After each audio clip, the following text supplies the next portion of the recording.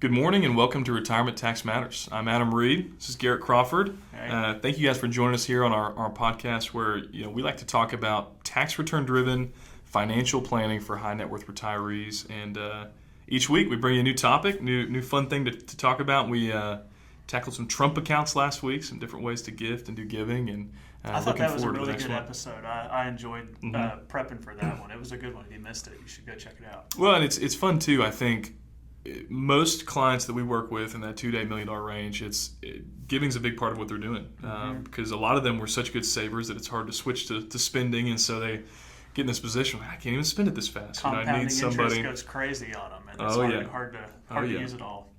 Once you go to that $2 million number, it goes quick. So, well, this week, switching gears a little bit, but again, tax return driven financial planning. We're always talking taxes, we're talking efficiency, we're talking financial planning, but this week, starting a discussion, I think we're going to do a two-part series, one today and then one next week, where we discuss kind of the tax table. Who should be on your tax team, if you will, in retirement if you're in this kind of space that we're coaching up, we're teaching, we're talking to you about. Is it a CPA? Is it an EA? Is it doing it yourself? What does that look like? And kind of what recommendations we would have. And so I think maybe starting just with what is what we do versus what is tax preparation? Because I think some people will say, "Hey, Garrett, Adam, can you do my taxes?" I say, "Nope, we can't." And they're like, "I thought you did tax-driven." You're the tax guys, right? Yeah, I thought it was tax-driven. And I'm like, no, it's a little bit different. So maybe you can give us some clarity to what a tax preparer does and then what we do, and then we can kind of dive into what it looks like for us all to work together with some synergy for a client. I think that'd be a great foundation. Okay, so if you're clicking in on this video or watching it, Apple, Spotify, the idea here is the difference between tax preparation and tax planning. And I think for a lot of people out there, they just think about, I got to get my taxes done. And so before we go any deeper, I want to just define those two terms, tax preparation versus what we're always talking about, which is tax planning. And let's start with tax preparation is probably what you are most familiar with. And so whether you've done it yourself, your taxes, whether you've outsourced to an accounting office to do your tax preparation, that is the process of taking all those forms that get delivered to your mailbox. So it's January 2026 when we're recording this, and in a couple weeks, our clients are going to start receiving those 1099-R forms from their IRA accounts, distribution forms. It's going to show all the money that they pulled out or Roth conversions that they do. They're also going to start receiving 1099 for their brokerage accounts. If they're still working, they're going to receive W-2s. I won't insult your intelligence if you're listening. You're probably very familiar with that process of collecting your tax forms and then either throwing them all into TurboTax or delivering them by hand to your CPA so that they can prepare your tax return. And so what a lot of you will have found out, probably by experience, is that when you show up to your accounting office to deliver your tax forms that's been mailed to you, there's usually, most often, not a lot of tax planning happening. You basically go through your form, you check your box, yes, I had a job change, I retired, I started Medicare. You fill out that tax checklist, you give it to your CPA, and in a wonderful way, they take care of all of the forms and filings that you have to do, and you get a notification that your tax preparation is done. They mail you a copy, and they let you know that everything's been taken care of and sent to the IRS. Just to double click on that, Dad's a CPA, and January, February, you can still kind of come in and talk with him, but end of February, early March, if you come into the office, they've got somebody, their job is to intercept you. You are not supposed to go further into the office and talk to Mitch during that time. So you're absolutely right. It is, they are busy. They get a lot of stuff done. It's a wonderful profession, and you'll never hear come out of my mouth that CPAs are not needed or a financial planner is all you need. And so that is tax preparation. And so what we're talking about alongside tax preparation is this idea of tax planning. And so tax planning is more about taking the things that we know about your situation today, how much you have coming in from Social Security, do you have a pension, how much dividends and interest are being kicked off of your investment account at Schwab or Fidelity that adds in as capital gain income or dividend income. But we're taking all of the stuff that's happening to you right now. So if it's January 2026, tax planning's trying to make a guess at what your taxes will look like on December 31st of this year. So if you click into retirementtaxmatters.com, this is our kind of catchphrase for what we're doing for $2 to $8 million retirees. It's tax return driven financial planning, where we are trying to anticipate what your income will be on December 31st so that we can help you consider financial planning opportunities before it's too late. And so tax preparation, in a very simple way, is like looking in the rearview mirror at what has happened last year and then reporting to the IRS. Tax planning, on the other hand, is looking at your situation now and trying to preemptively do some financial planning to maximize your funds, pay the tax that you need to pay, but as little as you need to pay in order to leverage, efficient asset growth moving forward. Mm-hmm. Yeah, I think that's helpful. Just to have some understanding why it makes sense to have us at the table with a CPA or a tax preparer in the client to kind of work in tandem together, look back, get those things taken care of, look forward, and kind of work synergistically. One, I think, challenge that we see a lot, or one conflict that can be there, is that, I hear this all the time from my friends. My dad is a CPA. They say, oh my gosh, he saved me so much money this year. I got so much money back, and they're so excited about that year. You and I, we kind of make our money, if you will. We were talking to a client the other day. I said, hey, in 35 years, I'd like to know that I have this amount of money and could live this lifestyle. So we are year to year. We make decisions year to year, and we help clients make decisions. But we also are kind of in charge of zooming out and looking at things as a whole. And so you've got a CPA whose goal is to, hey, I want to knock this year out for you. And us over here that says, hey, we want to crush the rest of your life for you. How do we make those things work together when sometimes they can be in conflict, either accelerating income to try to squeeze money into a tax bracket versus deferring any type of tax move to minimize the tax bill as much as possible? What does it look like to interact with a tax preparer and a financial planner in those conversations? Yeah, sure. So I think this is a great opportunity. I want to share just a story that I had a few years ago that I think kind of sent me down this direction of feeling like this was a need in the community. But we had a client who came to us, and it was very apparent that he needed to do a Roth conversion. It was a fairly large one. Let's just call it $100,000. Income was going up in the future. Some life changes were happening, but taxes were going to be more in the future forever than they were this year. And so we, as financial planners at that time in the industry, it was a little bit of like, we knew the Roth conversion opportunity existed, but we were trained that we need to be very careful when it comes to Roth conversion advice, that we don't give tax advice. I'm a certified financial planner. I am not a CPA. It is illegal for me to give tax advice. I can't represent my clients in court. I don't need to be preparing tax returns. I can't. But we were so nervous to give tax advice that for this client, basically the recommendation was, hey, we see a big opportunity for a Roth conversion here for you. Go work with your CPA and nail down a final number, and then let us know what that number is, and we'll do a Roth conversion for you. Well, he, I can't remember if he called us or if he came back a couple weeks later, but he had time to visit with the CPA. And I think he called us, and he said, I asked my CPA how much I should do for a Roth conversion this year, and he said, well, I don't know. He said, what are your investments doing this year? And started asking all these questions that, while the accountant CPA is wonderful at their job, they just don't have real-time access to client investment accounts like we do. And so a good financial planner, worth their salt, can log into the portfolio management system that they're using, and they can give you estimates for here's how many dividends have been paid out year to date, here's how many of those are qualified versus ordinary dividends. And if we keep things the same, which we may end up as a financial planner deciding to make a shift, and we need to incorporate that into our estimates, but we can make estimates of how many dividends will be paid out at the end of the year. And then we're also having lots of conversations with clients about, life changes. We've known what's happened in the past. We know what's coming down the road.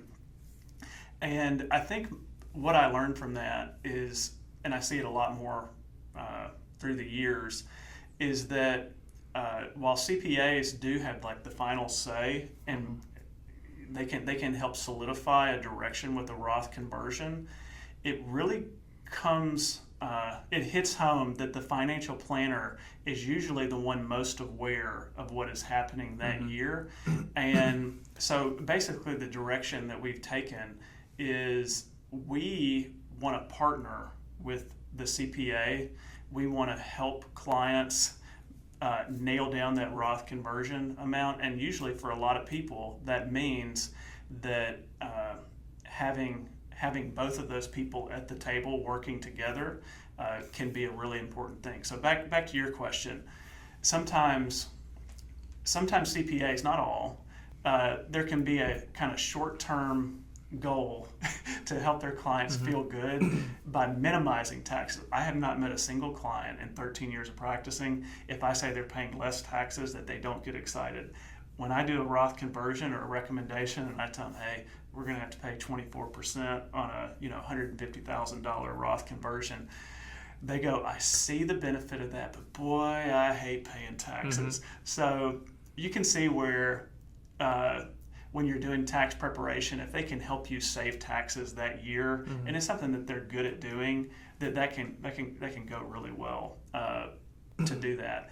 However, as a financial planner, my goal, because I've had all these conversations and I've spent all this time with my client, at no fault to the CPA, I've just had more time with my client to see what direction they're going, and maybe it makes sense to ratchet up a huge Roth conversion this year because somebody hasn't retired. I've got one client, just at the end of last year, I met with the CPA. The CPA is great, and he had counseled this person to do a traditional contribution to lower their income. Both people were working. And as I was talking to my client, the client said, well, the CPA came across pretty strong that they wanted to, do a pre-tax contribution for my spouse who's still working. And we got together on a Zoom call, and I presented the story. Hey, one person's still working. Here's how much they have saved in investments. RMDs are coming down the line. And there's very little chance that they're going to be below the 32% tax bracket. And so basically at the end of that story was we need to max out the 24% tax bracket, and they had some other things going on that caused their income to be lower. But a lot of times it can be very easy for a tax preparer to focus on 1 year. As a financial planner, we're trying to incorporate all of the retirement years to help people's families be the biggest beneficiary rather than feeling like the IRS is.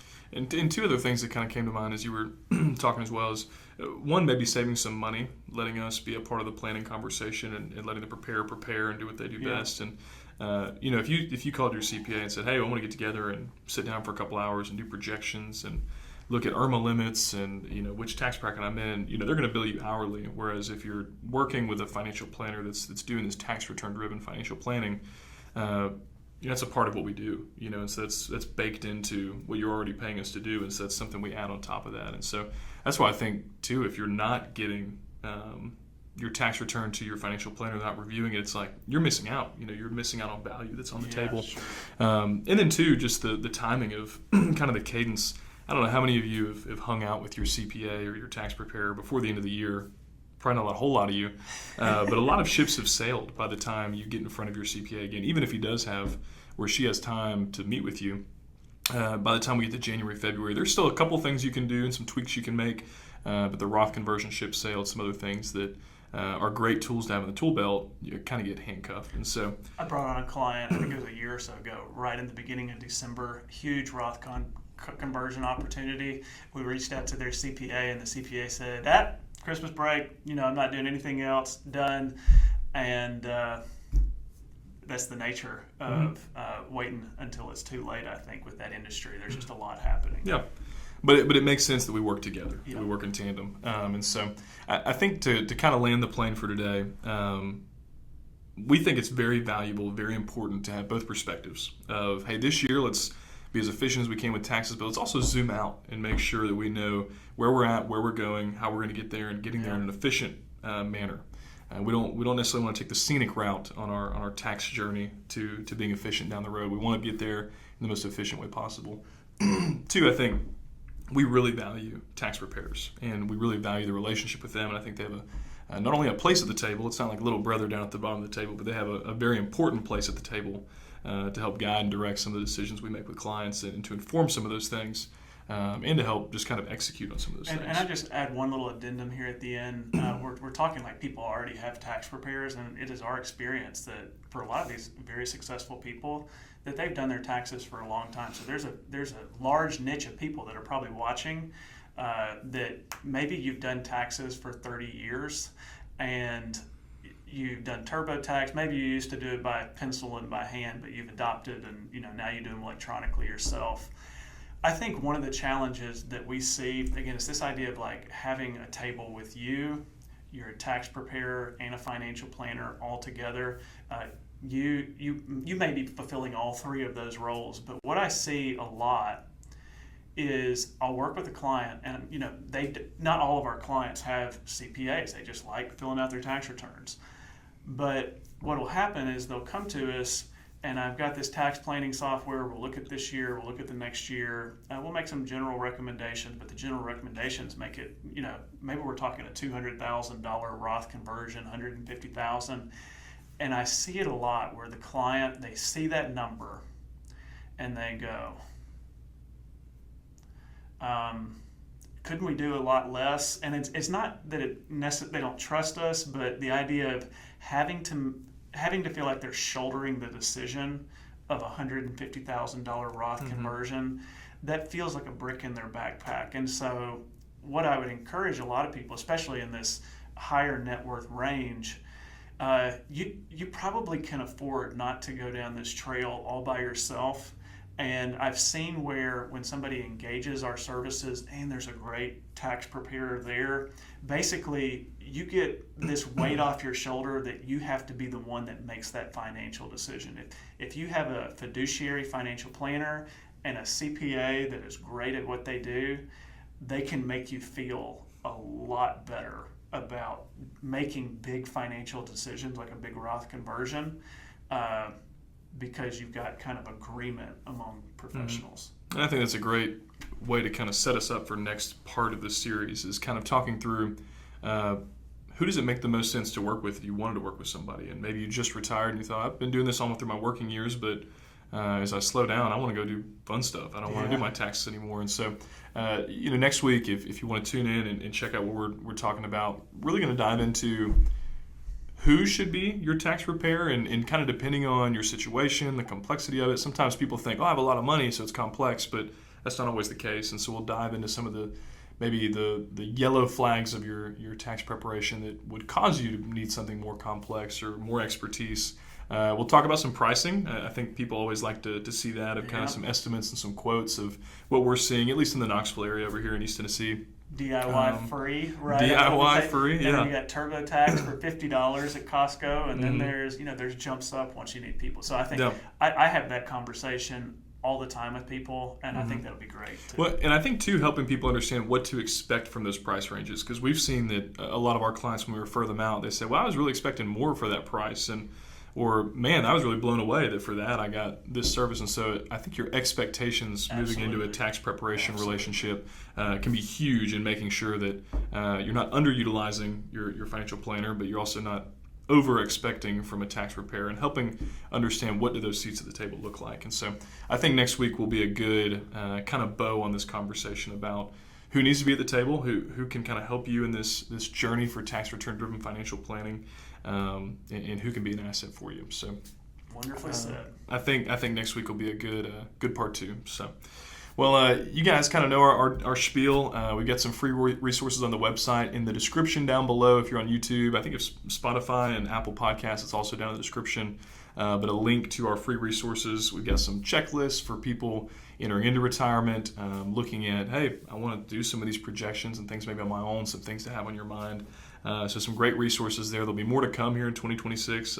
Garrett loves to, in his free time, I like to go to sports games and do fun stuff. Garrett likes to sit down and come up with awesome resources for you guys. So it's kind of a hobby of his. Guilty. But we appreciate you guys listening in. Check out the website. Kind of updated that. Got a little facelift heading into the new year. And really our goal is to be here every week this year. I'm sure there'll be a time or two where we get a curveball thrown our way. But our goal is to be here every week with you guys. So fun to do it. Yeah. Appreciate y'all tuning in. I'm Adam Reed. It's Garrett Crawford. It's Retirement Tax Matters. Thanks so much for listening to Retirement Tax Matters. As always, the ideas we share here are for educational purposes, and we do our best to get it right, but this isn't a substitute for specific tax or financial advice, because a truly effective strategy is always built around your personal situation.